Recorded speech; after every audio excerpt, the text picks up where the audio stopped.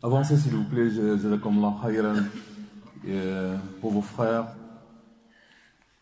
Au nom de Dieu, le clément, le miséricordieux, la louange est à Dieu, Seigneur et Maître des univers. Seigneur Dieu, c'est toi que nous adorons. Que la paix et la bénédiction soient sur son prophète ainsi que sa famille, ses compagnons. Je vous conseille ainsi que moi-même à la crainte révérentielle, car celui et celle qui craignent Allah ne récoltent que bonheur, sagesse et science. Chers frères et sœurs, je vous salue avec le salut de l'islam. Et le salut de l'islam, assalamu alaikum wa rahmatullah. À la veille du mois de Ramadan, il est opportun de se rappeler quelques consignes à observer afin de bien accueillir un invité rempli de cadeaux pour les serviteurs d'Allah et d'en profiter au maximum afin de se réformer et d'atteindre la piété escomptée. La question qui se pose alors, chers frères et sœurs, comment accueillir cet invité très spécial et généreux à un moment unique comme il se doit. Allah l'exalté soit-il a dit: ô vous qui avez cru, le jeûne vous a été prescrit comme il a été aux communautés qui vous ont précédé, peut-être atteindriez-vous la piété. Donc le but cherché par le jeûne est la piété.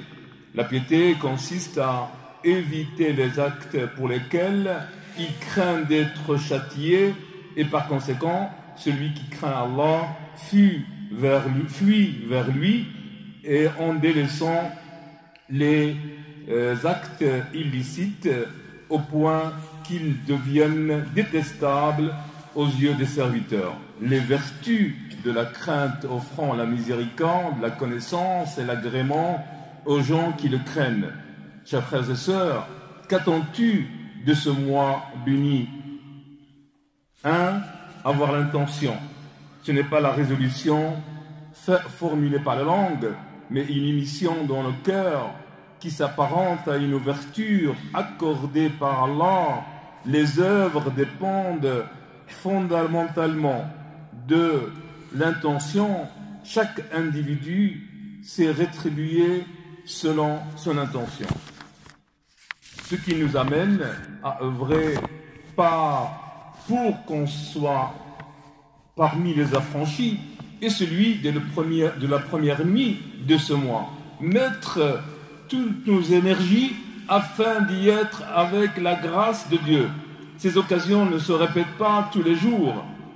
Se verser dans l'adoration et l'évocation de Dieu, je reconnais, ce n'est pas chose facile, mais ça vaut la peine d'utiliser les moyens pour qu'on soit parmi les affranchis. Quel est donc le sens?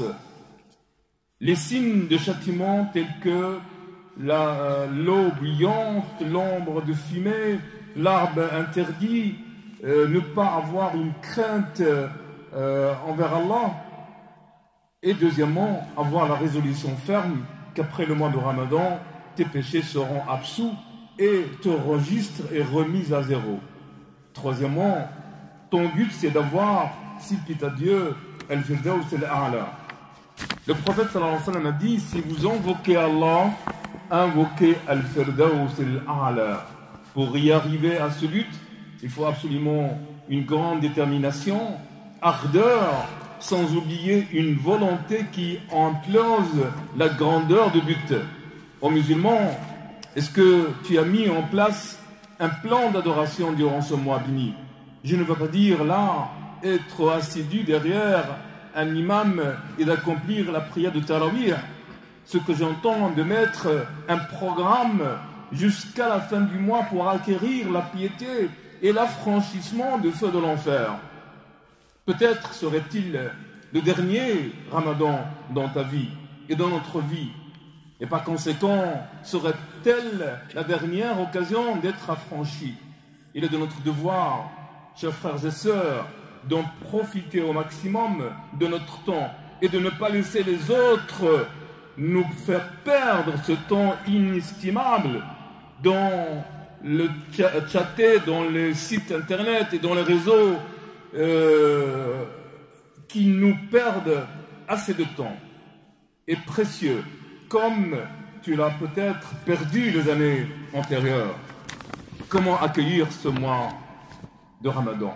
Voici quelques consignes, chers frères, à juste titre exhaustif, qu'on va développer durant ce mois, Inch'Allah. La première, comment le faire? La sincérité. La sincérité dans notre intention et l'adoration, la sincérité est de se dépouiller de tous ces défauts dont le dessein de se rapprocher d'Allah, c'est également vouer à Allah d'actes d'adoration, pas de soumission d'Allah dans ta récitation du Coran, la demande de pardon à l'istighfar, par l'invocation, l'imploration et de son bon usage.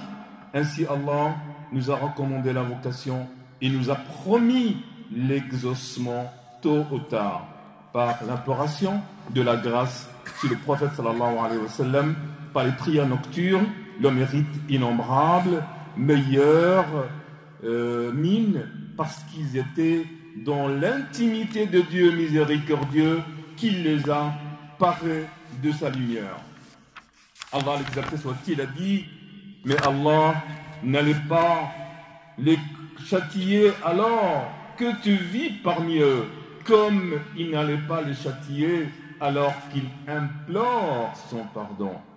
Il dit aussi, c'est un mois de Ramadan qui a été révélé le Coran, guide des hommes, épreuve destinée à indiquer la bonne direction avec discernement. En outre, il dit dans un autre passage, nous l'avons révélé, c'est-à-dire le Coran, dans la nuit sublime. Sais-tu ce qu'est la nuit sublime? La nuit sublime vaut plus de 1000 mois. Au cours de cette nuit, les anges et l'esprit, c'est-à-dire l'archange Gabriel, descendent du ciel sur ordre de leur Seigneur et répandent la salade jusqu'à l'aube. Deuxièmement, essayez d'accomplir les prières nocturnes dès maintenant afin d'y habituer ton ego. Allah l'exalté soit-il a dit, quant aux hommes pieux, ils seront admis dans des jardins baignés des sources vives, jouissantes de ce que leur Seigneur leur a accordé.